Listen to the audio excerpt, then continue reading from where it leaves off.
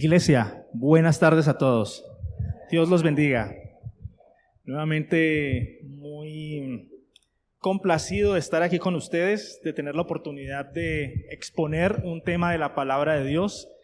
Así que le doy gracias al Señor también por este privilegio.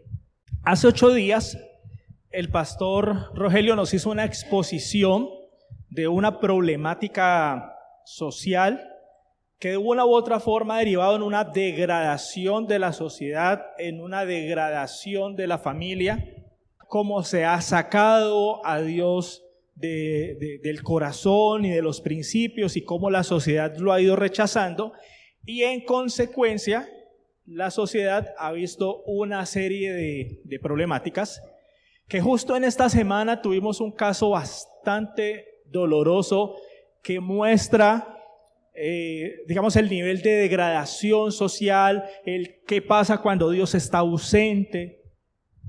En esta semana, no sé si ustedes han visto noticias, fue asesinada una chica, una DJ en Bogotá, una jovencita. Y este caso en particular, me duele, que he visto ese caso como con ojos de padre, porque es una chica joven. Que le pasó una serie de cosas, pero en ese caso se ve, una serie de, además del crimen como tal, de esta persona que al parecer fue por un impulso de celos y no tenía por qué y le arrebató la vida, pero también vemos una serie de cosas, una serie de problemas sociales en esa situación.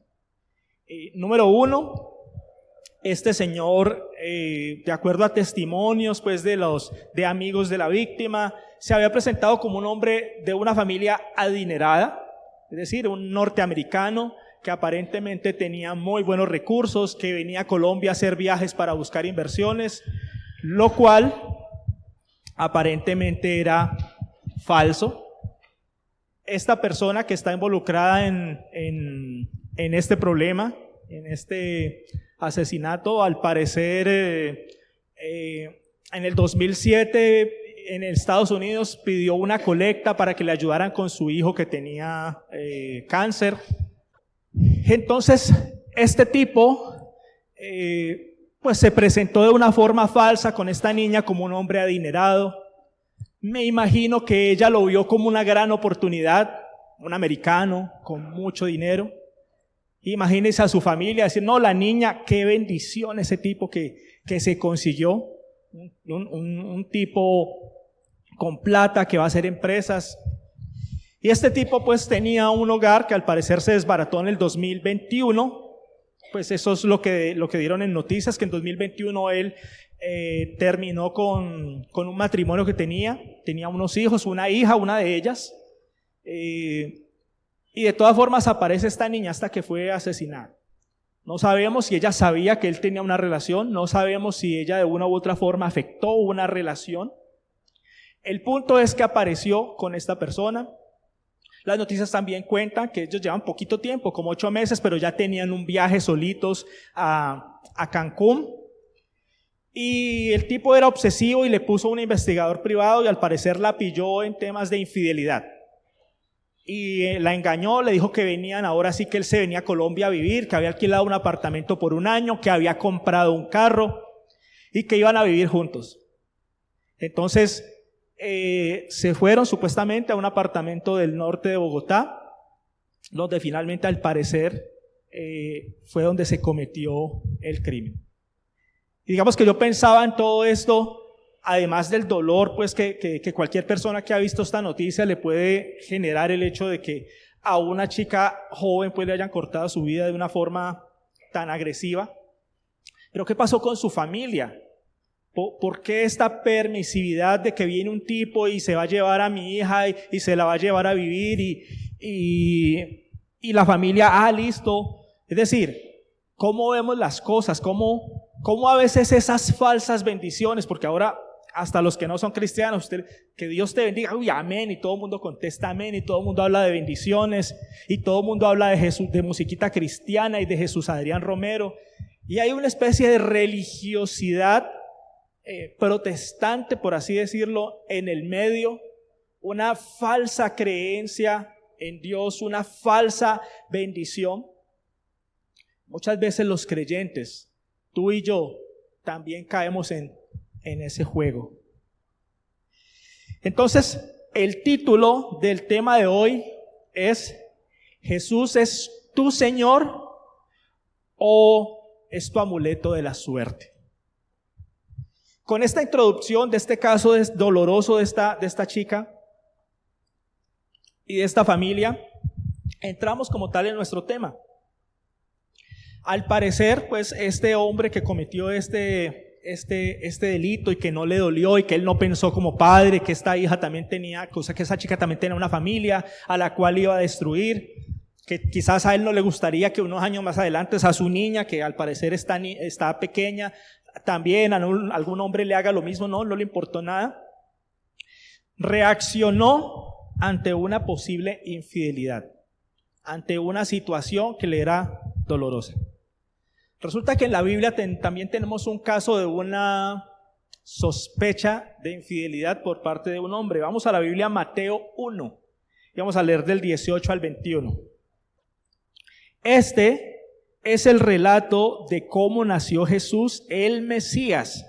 Su madre, María, estaba comprometida para casarse con José, pero antes de que la boda se realizara, mientras todavía era virgen, quedó embarazada mediante el poder del Espíritu Santo.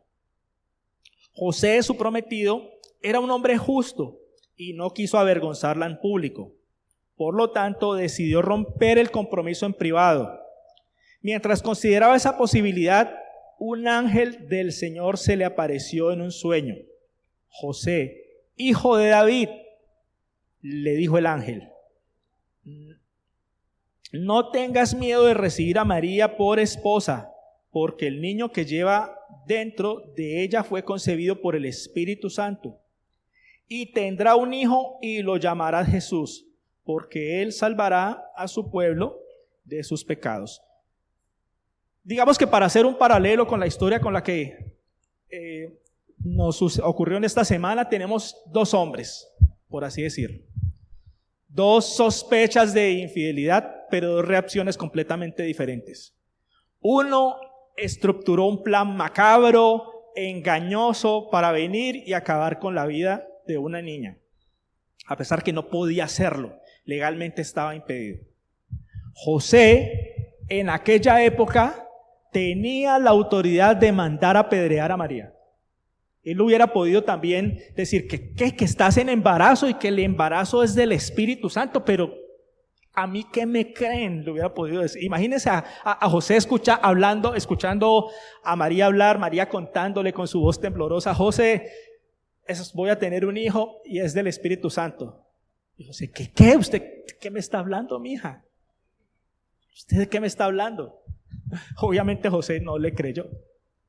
Pero él, dice la Biblia, que era un hombre justo.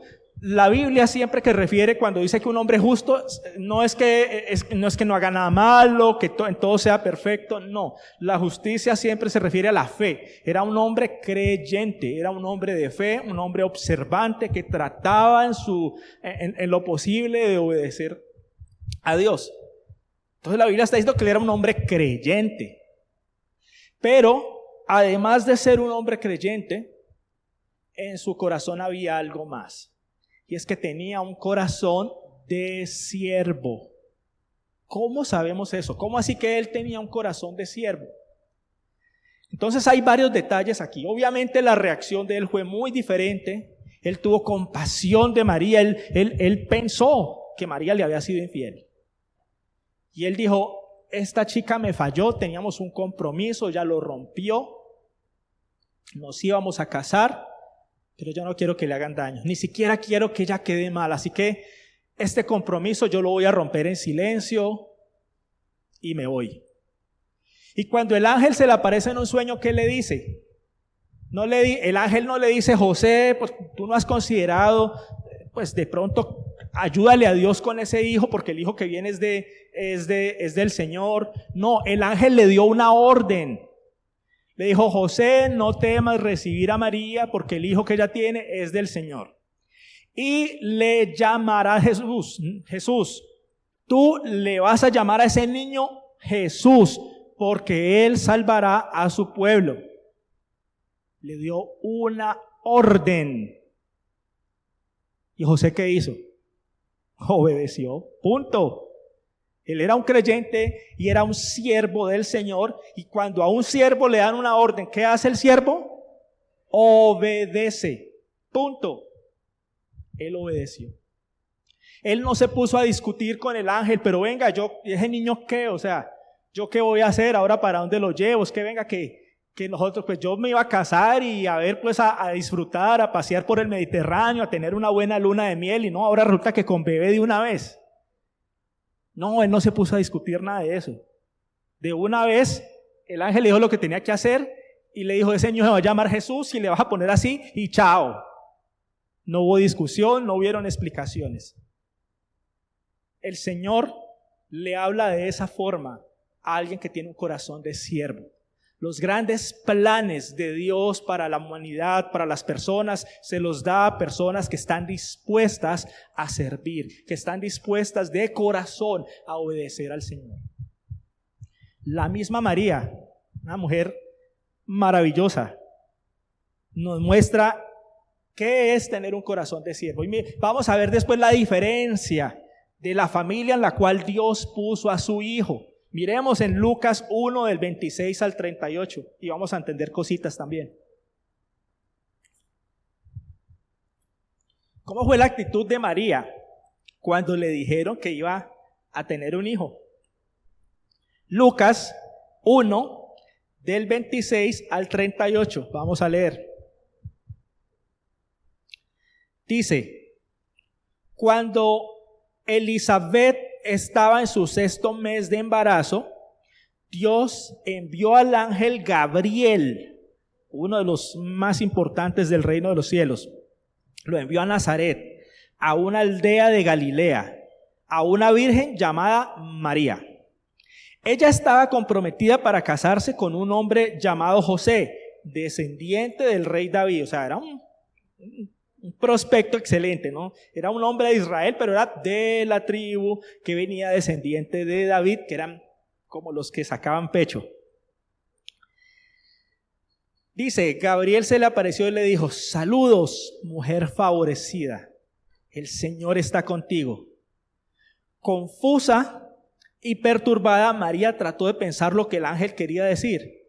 Y él le dijo, no tengas miedo, María, le dijo el ángel, porque has hallado el favor de Dios. Concebirás y darás a luz un hijo, y le pondrás por nombre Jesús. Él será muy grande, y lo llamarán Hijo del Altísimo. El Señor Dios le dará el trono de su antepasado David, y reinará sobre Israel para siempre. Su reino no tendrá fin. Dice ella, ¿pero cómo podrá suceder esto?, le preguntó María al ángel. Soy virgen. El ángel le contestó, el Espíritu Santo vendrá sobre ti, y el poder del Altísimo te cubrirá con su sombra. Por lo tanto, el bebé que nacerá será santo y será llamado Hijo de Dios. Además, tu parienta Elizabeth quedó embarazada en su vejez.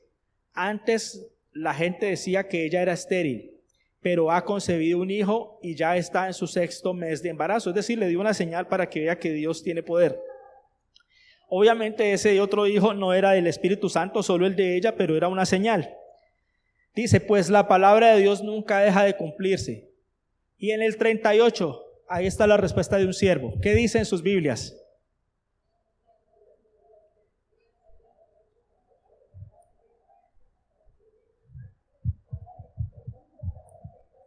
Dice aquí en mi versión, soy la sierva del Señor, que se cumpla todo lo que ha dicho acerca de mí. Y el ángel la dejó. No tuvo nada más que decir allí, no hubo nada que discutir, que explicarle. Ese es el corazón de un siervo. ¿Será que María tenía sueños? Claro, se iba a casar, estaba comprometida, quería tener un hogar, una casa, el paseo por el Mediterráneo que les queda súper cerca. Seguramente quería tener unos hijos. construir una casa, empezar a tener sus cositas, no sé, cantidad de cosas. Pero aquí le está llegando un plan de parte de Dios que posiblemente manda lejos todos esos sueños. Cambia sus planes de vida. Ella no dijo, no, pero venga, ¿yo cómo le voy a salir con estas a José? Él me va a dejar. No, ella no le dijo nada de eso. Ella no dijo, no, y ahora que va, y mi imposible matrimonio, entonces toca aplazarlo para después de que nazca el bebé, para antes. No dijo nada de eso. Lo que ella dijo es, he aquí a tu sierva, hágase todo lo que tú has dicho. Y el ángel no tuvo que discutir, no tuvo que hacer nada, inmediatamente se fue. Señor, la orden está dada, tu sierva en la tierra ha recibido la orden, chao, eso se va a ejecutar, ya está hecho. Ese es el corazón de un siervo. Y miren entonces la familia que Dios está preparando para el nacimiento de su hijo. Una familia donde la mamá iba a ser una sierva del Señor, una mujer obediente, creyente del Señor, y el que iba a ser su padrastro era otro hombre creyente, justo, que también estaba dispuesto a obedecer al Señor. ¿Y qué misión se le dio a esa familia? La misión de cuidar al Hijo de Dios, al Dios vivo con ellos ahí en la tierra. Entonces, muy importante que lo que el ángel le aclaró a María, le dijo, mire, ese hijo que bien sabes que va a ser de Dios, porque no va a haber la intervención de un padre, sino que el padre va a ser Dios, va a ser llamado el Hijo de Dios, dice, va a tener un trono. Y su trono no va a tener fin. Él no va a ser un cualquiera por allí. Él no va a ser uno más. Él no va a ser un profeta más como los que han venido. Él va a ser especial. Él es el Hijo de Dios. Es lo que le está diciendo el ángel acá. Y muy seguramente María entendió eso. Ahora, venimos acá nuevamente a nosotros. ¿Cuántos de nosotros entendemos que Jesús es el Señor? ¿Cuántos de nosotros sabemos que Él es el Rey del universo? Quizás como cristianos hemos escuchado muchas veces que Él es el Rey de Reyes, que Él es el Señor, y decimos, sí, Él es el Rey, amén. Pero quizás nuestra vida no refleje que Él sea el Rey. Entonces de ahí la pregunta del título. ¿Jesús es tu Señor o es tu amuleto? ¿Qué es un amuleto? ¿Qué es un amuleto? Yo por ahí bajé la definición. Un amuleto, dice, es un objeto portátil al que se le atribuye un poder mágico capaz de dar salud o suerte o beneficiar a la persona que lo tiene en su poder o que lo lleva puesto. Muchos de nosotros hemos hecho de Jesús un amuleto. Yo sigo a Jesús porque quiero que me vaya bien, quiero tener buena suerte. Pues Jesús es como el garante de que a mí me vaya bien, que yo tenga bendición, que los negocios que yo haga pues me vaya muy bien. Claro, todos tenemos necesidad y todos nosotros doblamos nuestras rodillas para decirle al Señor que nos ayude. Pero a veces hay ciertos corazones donde mi beneficio y que a mí me vaya bien y mi felicidad es el gran objetivo por el cual yo busco a Dios. ¿Cómo podemos ver qué hay en nuestro corazón? ¿Qué es lo que realmente hay en él? ¿Cuántas veces tú o yo nos hemos enojado con el Señor porque Él no hace algo que le hemos pedido? Porque no nos concedió una petición que teníamos. ¿Cuántas veces hemos renegado de Él cuando no nos fue bien con un negocio, cuando tuve un problema con mi pareja, cuando le pedí una pareja y le dije yo quiero esa, yo quiero a ese, y el Señor no movió nada por ahí? Cuando no nos contestó de pronto con un familiar querido que queríamos que no se fuera, pero el Señor se lo llevó. ¿Cuántas veces hemos renegado del Señor?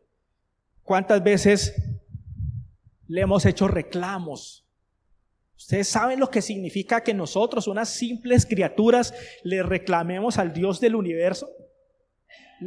O sea, eso es como si le dijéramos: Señor, tú te equivocaste conmigo. ¿Por qué no me diste esto? Tú debiste haberme dado esto. La verdad es que no tenemos derecho. Dios es perfecto y todas y cada una de sus decisiones son perfectas. Además, Él es un rey, es soberano. Aunque hayan decisiones que Él tome que no entendamos, no tenemos derecho a exigirle, a cuestionarle, ni a preguntarle o a pedirle explicaciones. Nosotros solo somos siervos. Pero ahí viene un choque con nuestro corazón y con nuestra mente. Porque sí nos encanta como decir que Dios es como nuestro amiguis y entonces está casi a nuestro nivel, solo que Él es poderosísimo y cuando Él no me concede lo que yo quiero, entonces venga Dios mío, a ver usted, ¿por qué no me hace? Ay, Dios mío, ¿por qué no me has dado esto? A veces no tenemos la reverencia que merece un rey ni siquiera para hablarle. Le decimos mi Diosito, o cuando oramos parece que le estuviéramos dando órdenes: Señor, necesito, y hacemos una lista de peticiones que parecen más órdenes que súplicas. Cuando la Biblia nos dice que nosotros oremos, nos dice con todo ruego, con toda súplica. Nuestra oración a Dios es un ruego: Señor, te ruego que me concedas esto. Pero en la oración del Padre Nuestro al final dice: Señor, hay un punto que Jesús enseñó, y es que hay toda una petición, toda una exaltación al Señor, unas peticiones, pedirle perdón, pero al final dice: Señor, porque tuyo es el reino, el poder y la gloria. Es como quien dice: Señor, yo te pido esto, pero tú eres soberano. Lo que tú decidas está bien. Pero esto no nos gusta, ¿verdad? No nos gusta. Seguir a un Dios que posiblemente no va a concedernos peticiones. Seguir a un Dios que posiblemente no va a representarnos 100% de felicidad y que de pronto por ahí vamos a tener momentos de dolor. Al corazón humano no le gusta esto. ¿Saben por qué? Porque en nuestro corazón todavía está esa semillita de Adán y de Eva, de querer ser iguales a Dios, de querer establecer las condiciones, de tomar las decisiones y no estar sometidos a un ser superior. ¿Saben? Por eso Jesús fue que dijo en Mateo 7:21, yo se los leo: no todo el que me llama Señor, Señor, entrará en el reino de los cielos. Solo entrarán aquellos que verdaderamente hacen la voluntad de mi Padre que está en el cielo, es decir, los siervos. Miren lo curioso, Jesús está diciendo: no solamente se trata de confesar con la boca, Señor, Señor, es una confesión. No solamente se trata de decir: es que Él es mi Señor. Se trata de que tenemos una fe que nos lleva a vivir de una forma especial. No es al revés, no es que tenemos unas obras y esas obras van a demostrar que realmente somos creyentes. Es al revés. Cuando realmente tú crees en Jesús como Él quiere que nosotros creamos, entonces dice Dios que hay unas obras que están preparadas desde antes de la fundación del mundo para que nosotros participemos de ellas. Es decir, que hay un poder de Dios que se refleja en nosotros. Pero de una u otra forma, el detalle que Jesús está diciendo aquí en Mateo 7:21, la clave y que nos sirve a nosotros mismos para saber si somos genuinos, no es que tanto le decimos Señor, Señor, no es que tanto oras haciéndole la lista de tus peticiones, que tanto obedeces a Dios. Señor, no todo el que me llama Señor, Señor entrará en el reino de los cielos, solo entrarán aquellos que verdaderamente hacen la voluntad de mi Padre que está en los cielos. Y aquí hay un dato que debe quedarnos claro hoy. Porque a veces en el día a día, en la vida, en el diario vivir, pueden suceder cosas y podemos ver personas que hacen totalmente lo opuesto a la voluntad de Dios y aparentemente les va bien. Y entonces vemos a los políticos y esa gente roba y hace negocios torcidos y uno los ve que se mueren viejitos y uno dice, esa gente es feliz, esa gente le fue bien, no hubo ningún castigo para ellos. Y entonces nos hablan de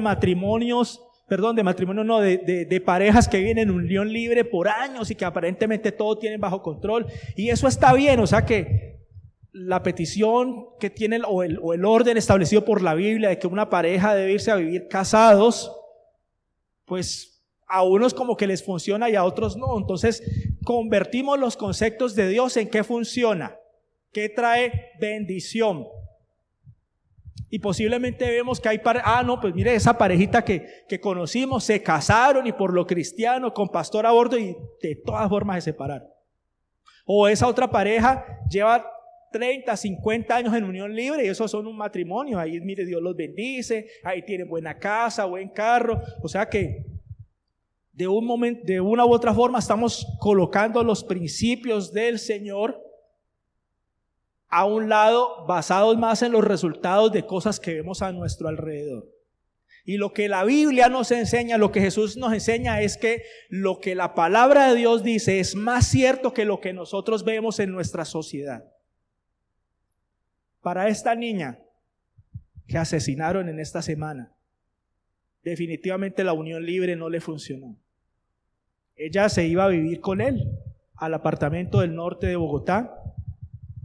Ahí no hubo un matrimonio, ahí no hubo un compromiso previo, ¿no? Simplemente venga mija, yo me voy allá, un apartamentico en el norte, pero pues si en el norte, pues mantiene platica, compré carrito, voy a hacer inversiones, ¡qué bendición! Y hasta ahí llegó. Y lo doloroso es que no solamente las personas que no conocen al Señor obran así. Nosotros muchas veces somos iguales.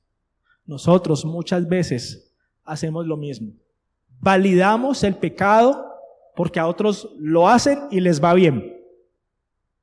Eso no es lo que está hablando el Señor Jesús en su palabra, cuando dice que no todo el que me llama Señor, Señor entrará en el reino de los cielos, sino el que hace la voluntad de Dios. Y la voluntad de Dios es clara. Nosotros, tú y yo, sabemos exactamente cuándo estamos pecando, cuándo estamos haciendo algo que es desagradable a Dios. No es que ya no lo sepamos, no es que se pasó por alto. Lo que pasa es que a veces nuestra conciencia, que es la que de pronto por allá nos acusa, se ha ido ampliando y ampliando porque cometemos el mismo pecado y otra vez, y otra vez, y otra vez. Entonces ya no duele tanto. Entonces nuestra mente nos dice que es que ya no es tan grave, que todo está bien, pero mentira, sigue estando mal. Solo que por la práctica de lo malo, nuestra conciencia se ha cauterizado, como dice la palabra de Dios. No todo el que me llama Señor, Señor. Ahora,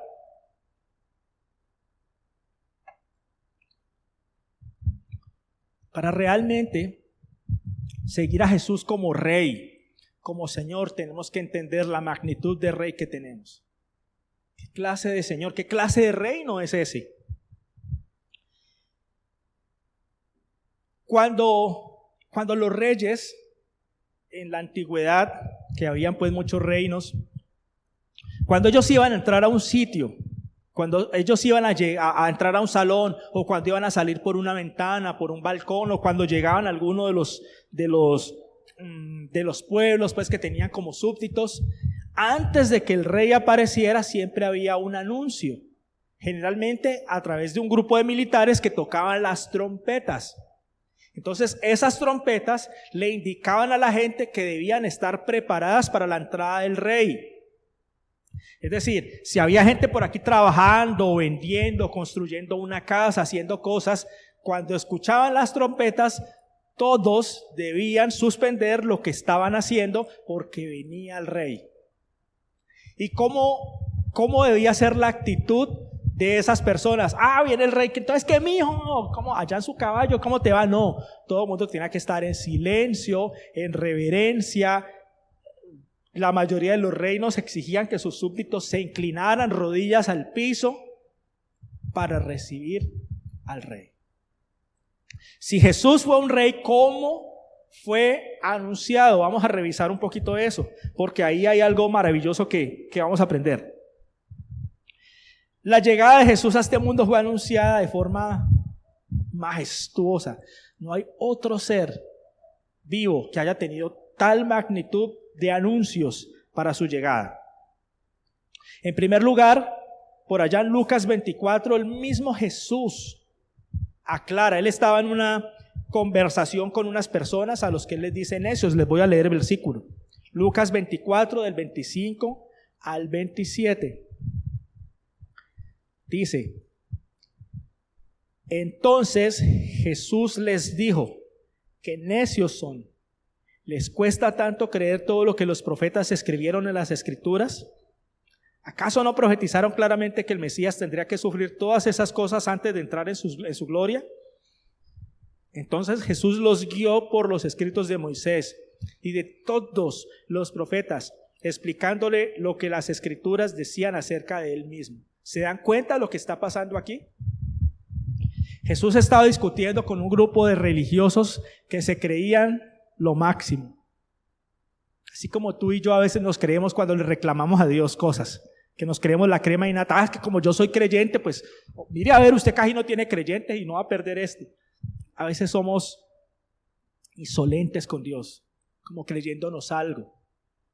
Y estos hombres que estaban aquí al lado del Señor no entendían. No, se estaban perdiendo la verdadera bendición de estar con el Hijo de Dios y poder ser restaurados por Él, poder ser llenos por Él, porque querían tener una discusión filosófica, intelectual, y no entendían. Y Jesús les mira y les dice: ustedes son necios. Ustedes, o sea, la palabra de Dios, la Biblia siempre utiliza la expresión necios para alguien que con toda la evidencia delante no quiere creer.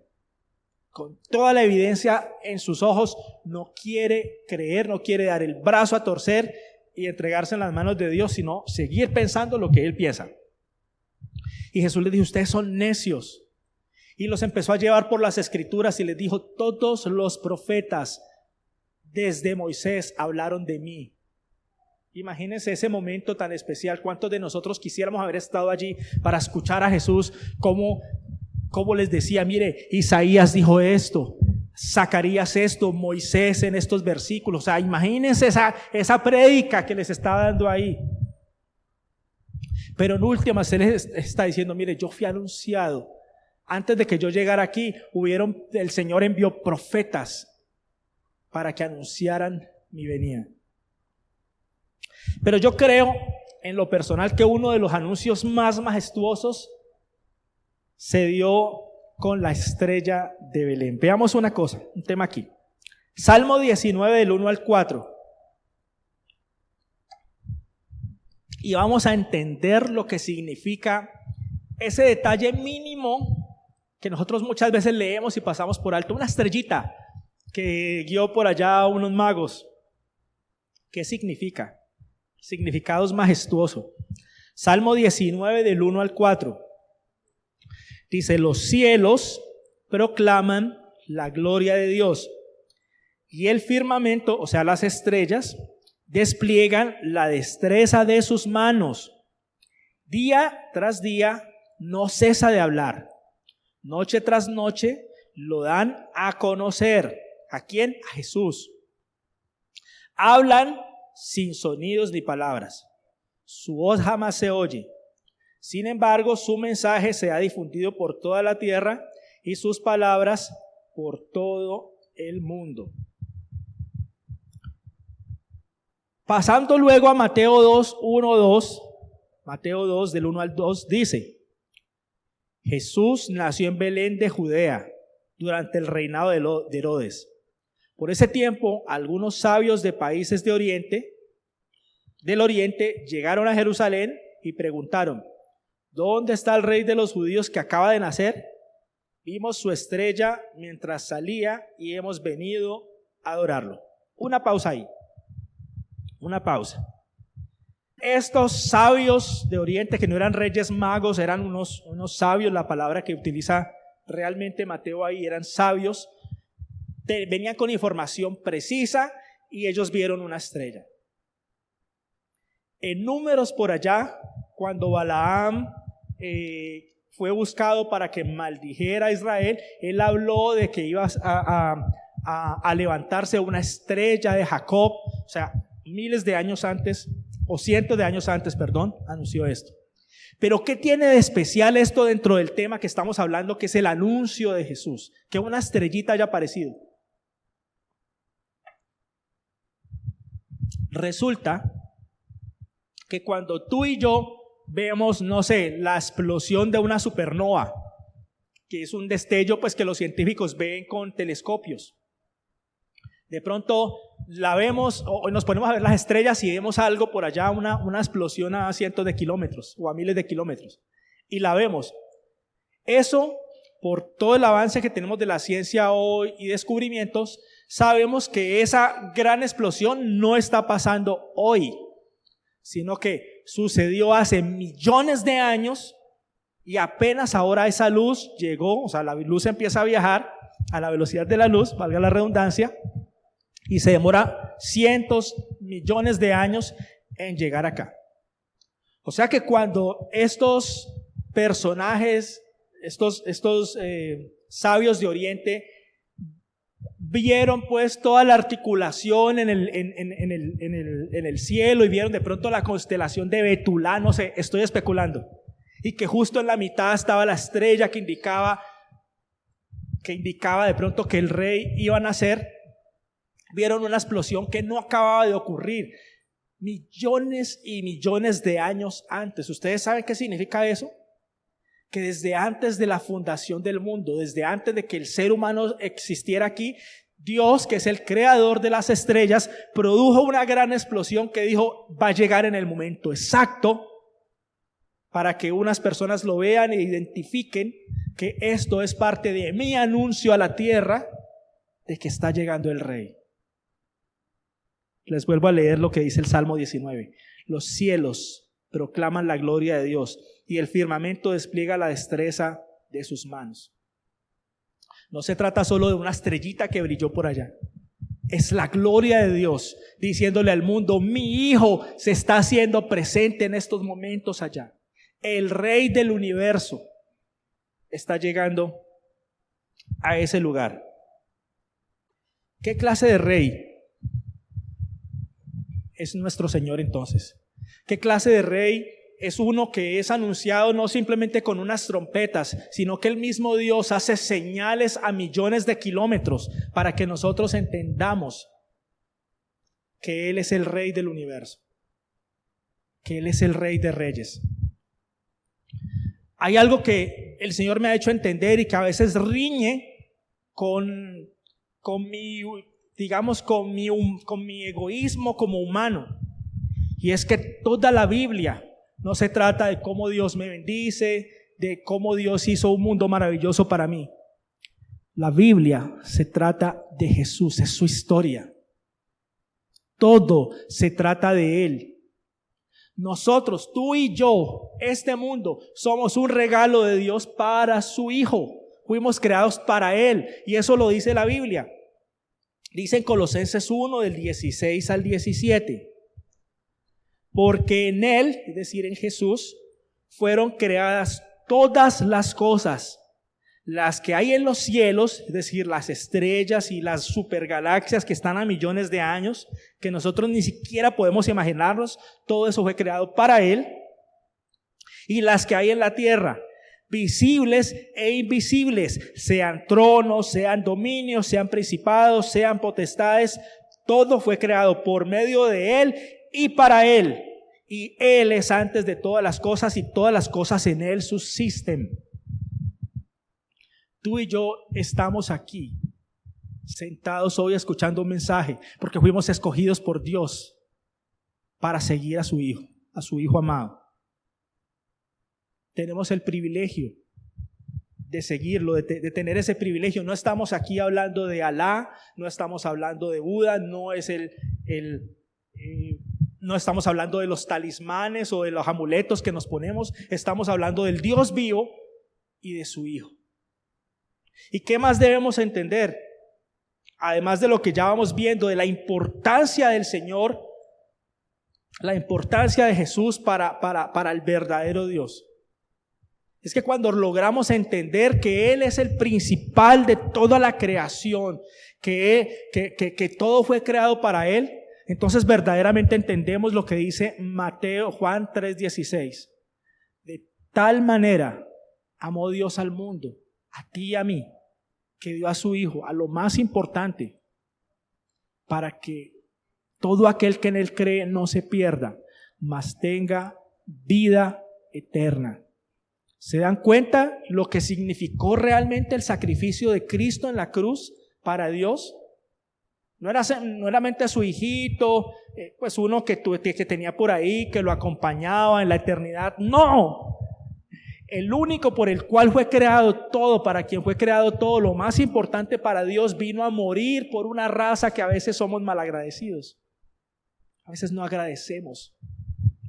A veces no le damos la importancia como rey, a veces renegamos, a veces no tenemos el corazón de siervos que Él demanda. A veces queremos reñir como si Dios fuera uno como nosotros. A veces queremos reñir con Él. ¿Se dan cuenta de lo que se trata el mensaje? El Señor Jesús es tu Señor, o solo es tu amuleto que te pones para que te traiga buena suerte.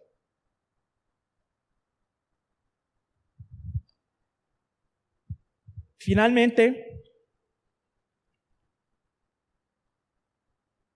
tenemos que revisar si Jesús es el Rey, si es tan majestuoso como la Biblia nos lo está presentando, como nosotros no alcanzamos a entender. ¿Qué quiere ese Rey? ¿Cuál es el principal deseo de Jesús como Rey? ¿Será que su principal deseo es que nosotros nos pongamos un rótulo aquí en la mente, en la frente, que diga cristianos? O de pronto una manillita, o que nos tatuemos aquí el pescadito de los cristianos, o la cruz, o que nos pongamos el cristianismo como una especie de amuleto. ¿Será que esa es su voluntad? Si Jesús está diciendo que todo se trata de Él, y se trata de obedecerlo, de amarlo, entonces ¿qué es lo que Él más quiere? Cuando Jesús estuvo en la tierra y cuando andaba predicando, su deseo no era que le tiraran alfombras rojas para él pasar, siendo que era un rey. No, Él no quería eso. Que le batieran las ramitas, pues, para cuando Él llegara, para que la gente supiera que ahí está caminando el rey. No, eso no era lo que Jesús quería. Que cuando Él hablara la gente aplaudiera y se emocionara, así como el cristianismo de esta generación, que por religiosidad, no importa lo que estén diciendo. Yo he visto charlas en internet y la gente dice amén y unas cosas terribles, y todo el mundo dice religiosamente amén. ¿Será que Jesús esperaba eso cuando hablaba, que la gente se emocionara y gritara y dijera amén? No, tampoco. ¿Qué era lo que el Señor buscaba cuando predicaba? Miremoslo. Mateo 4, del 16 al 18. Mateo 4. Y Mateo 4 hay que entenderlo de una forma especial, porque resulta que Jesús fue puesto en este mundo, nació legalmente a través de una mujer. O sea, Él no llegó, no fue impuesto aquí, sino que vivió como un ser humano. Y Él creció y Él tenía sabiduría y Él era el Hijo de Dios. Sin embargo, estuvo sujeto a su familia, estuvo sujeto a unas normas. Iba a llegar un momento en el que Él por fin iba a poder hablar. Acuérdense cuando Él fue invitado a las bodas de Caná, que le pidieron ayuda con algo. Y buscaron a María, y María dijo algo que si hoy los que la buscan pudieran escuchar, sería la misma frase: hagan todo lo que Él les diga, señalando a Jesús. Todo lo que Él les diga. Y Jesús en esas bodas de Caná le dijo a su madre: mire, todavía no ha llegado mi hora, o sea, todavía no ha arrancado mi ministerio. Él sabía que su ministerio iba a empezar después de un ayuno de 40 días, después de ser bautizado públicamente, y había un orden para las cosas. Y le dice: todavía no ha llegado mi hora. O sea, él tenía un momento especial en que él sabía que ya estaba todo listo para que empezara a hablar. Y en ese día de las bodas de Caná, retomando, hubo un tema. Él tuvo misericordia de esa pareja a la que se les acabó el vino. Y habían unas tinas de la purificación, del rito de la purificación de los judíos. Y le dice a unos siervos: tomen de esa agua que está allí y sírvansela a la gente. Y él no era conocido en ese entonces, no había hecho un solo milagro. Y ante una orden tan loca, los siervos fueron y hicieron lo que él dijeron y hubo un milagro. ¿Pero por qué se presentó ese milagro? Porque habían unos siervos. Nuevamente aparecen los siervos allí. ¿Y los siervos qué saben hacer? Obedecer. Y alguno de esos siervos le dijo: Jesús, porque todavía no le decía el Señor, no era conocido, no había dado una sola prédica todavía. Había discutido por allá con los maestros de la ley en el templo, cosas, pero todavía no había empezado su ministerio. Y esos siervos no le discutieron, no le dijeron: pero ¿para qué vamos a hacer? Hay que darle agua a esto. Fueron, sacaron esa agua y la entregaron y el agua se convirtió en vino. Los siervos de Dios, los que están dispuestos a obedecer a Jesús, a Dios, hacen que pasen cosas que Dios quiere hacer. Y aquí en Mateo 4 ya Jesús por fin puede hacer lo que tanto había anhelado desde antes de que Él naciera en este mundo: hablarle a la gente. ¿Y cuál fue el primer mensaje? ¿Qué fue lo primero que Él dijo? Aquí está. Mateo 4 del 16 al 18. La gente que estaba en la oscuridad ha visto gran luz. Y para aquellos que vivían en la tierra donde la muerte arroja su sombra, ha brillado una luz. A partir de entonces, Jesús comenzó a predicar: arrepiéntanse de sus pecados y vuelvan a Dios, porque el reino de los cielos está cerca. Aquí está el deseo enorme de Jesús. ¿Qué comenzó a predicar? Empezó a predicar acerca de sus milagros y lo chévere que le iba a ir a la gente si lo seguía. Empezó a decirle: mi hijo, sígame, que si usted me sigue va a tener millones y usted va a tener, usted tiene una balsita ahora. Bueno, no, sígame, que usted después va a tener un barco. Nada de eso. Empezó a decirle: tranquila, mija, sígame, que yo le consigo el marido que usted toda la vida ha soñado, el esposo que usted quiere, yo le enderezco a sus hijos. No. Arrepiéntanse de sus pecados. Ese era el gran anhelo, el principal mensaje que le estaba dando a ellos. Dios sabe que la humanidad sufre y llora por causa del pecado. Somos heridos y morimos porque la paga del pecado es muerte por el pecado. Y cuando no tenemos una comunión con Él, estamos en oscuridad. Por eso dice que la gente estaba en oscuridad y vio una gran luz, que es Él. Y lo que les dice es: arrepiéntanse. Pero arrepiéntanse ¿para qué? Miren lo que dice aquí la Biblia: arrepiéntanse de sus pecados y vuelvan a Dios. Y miren el orden de las cosas. No es: intenten conectarse con Dios y ahí se van a mantengan algunos de sus resabios, no se preocupen, ahí se van arrepintiendo de a poquitos. No, arrepiéntanse de sus pecados, de su estilo de vida, de tener a Dios lejos de ustedes, y busquen a Dios. Como quien dice, hay una condición para que empiecen a seguir al Señor, y es que se arrepientan.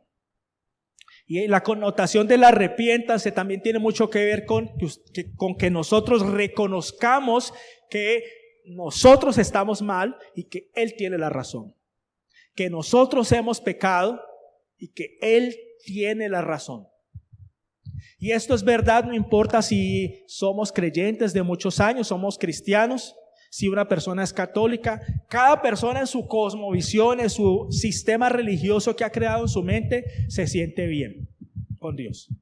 Y ha creado sus principios y ha acomodado la Biblia a su conveniencia para sentirse bien. Pero ese juego no nos sirve para realmente acercarnos a Dios.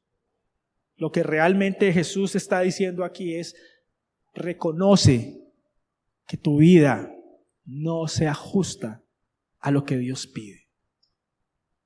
En esta tarde, iglesia, ¿te está hablando el Señor? En esta tarde te está diciendo el Señor que hay cosas que tú no has querido soltar, que hay cosas que no has querido corregir, que hay órdenes que no has querido cumplir, que debes empezar a considerar porque las está pidiendo un rey. De pronto tú piensas, Dios me pide esto, pero mi Diosito me entiende. Bueno, los creyentes, los cristianos no tendemos a decir mi Diosito, esos son otros, pero a veces tenemos esa misma actitud. Creemos que nuestro Dios es nuestro Diosito, el amuleto. Cuando tú te pones un amuleto de la buena suerte, aquí ninguno lo hace obviamente, pero quien tiene esa esperanza, al amuleto no le tiene que rendir nada, simplemente se lo pone y el hecho de que está puesto aquí colgando, aquí en la mano, en fin, ya me lo puse, me trae buena suerte. Ese no es el verdadero Dios de Israel que nos han enseñado aquí en la iglesia. No es el verdadero Dios de Israel del que nos cuenta la Biblia. Podemos inventarnos nuestro Dios y acomodarnos y pensar cosas para no sentirnos tan mal cuando no hacemos la voluntad de Dios, y pues como no nos va mal, como Dios no nos manda un rayo y nos parte en 1000 pedazos, pues entonces está bien. Y de eso no se trata la vida cristiana. Se trata de obedecer a Dios, se trata de amarlo, de darle la razón a Él.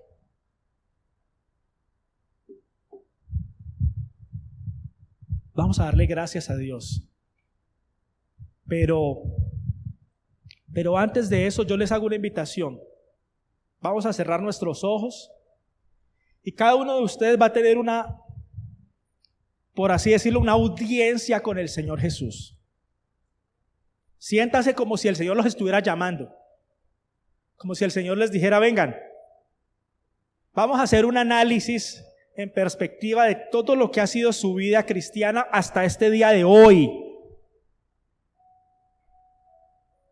Hagan de cuenta que el Señor los está llamando como al paredón y les está diciendo, venga, vamos a hablar. Y Él es un rey justo, es amoroso, porque si no fuera amoroso no estaríamos aquí, estaríamos destruidos, destrozados por su justicia. Pero es por su amor, por su gracia que podemos acercarnos a Él. Y ahí donde estás, deja que el Espíritu Santo te hable, que te toque. Deja de pelear con Dios, deja de colocar tu intelecto por delante para tratar de acomodar a tu estilo de vida. Deja de ajustar las cosas a tu modo y deja que el Espíritu Santo te guíe a lo que es verdad. Y dile, Señor, te anhelamos. Señor, tus pensamientos no son como nuestros pensamientos. Porque así como son más altos los cielos que la tierra, así tus pensamientos son más altos que mis pensamientos. Señor, tú que estás en los cielos, tus sueños son más grandes que mis sueños. Tus propósitos son más grandes que mis propósitos. Tus anhelos son más importantes que mis anhelos. Pero Señor, tal vez me he ocultado en la religiosidad. Señor, tal vez me he puesto el nombre de cristiano como un amuleto y te había tratado como si fueras el mago de la lámpara que froto y le pido deseos. Tal vez, Señor, tengo que reconocer que no te había tratado como al Rey, como al Señor. Yo no me había puesto en la posición de un siervo que no cuestiona, sino que obedece. Tal vez eso choca con mi ego. Que venga, yo también tengo derecho a opinar, pero no delante de Dios. No delante del Rey eterno. Señor, ayúdame y ayúdanos a cada uno de los que estamos aquí en esta tarde a no discutir contigo, a no renegar de ti, a entender que tú eres perfecto, que tú eres el Dios omnipresente, omnipotente. No hay nada oculto para ti, no hay nada imposible para ti, y jamás te equivocas en tus propósitos y en tus planes. Señor, ayúdanos a vivir como siervos. Ayúdanos a vivir como tú quieres. Quítanos el temor al fracaso, quítanos el temor a ser rechazados y ayúdanos, así como tus discípulos que eran golpeados, te pedían, Señor, permítenos hablar con denuedo para que tu evangelio, para que tus buenas nuevas no se detengan. Así, Señor, en esta tarde como iglesia queremos hacer esa petición. Despiértanos a todos acá. Y ayúdanos a hablar, ayúdanos a entender, coloca personas necesitadas de ti en nuestro corazón. Porque estamos seguros que tú nos has puesto personas alrededor, pero a veces estamos mirando nosotros hacia nosotros mismos, hacia nuestro egoísmo, y no las vemos y no les damos tu palabra. No les damos esa medicina que salva vidas, que salva familias, que restaura corazones. Porque nos hacemos egoístas, porque no nos sentimos siervos que debemos obedecer. Señor, gracias. Que tu palabra nos revela lo que tenemos que hacer. Tu palabra dice que conoceréis la verdad, que es tu palabra, y la verdad los hará libres.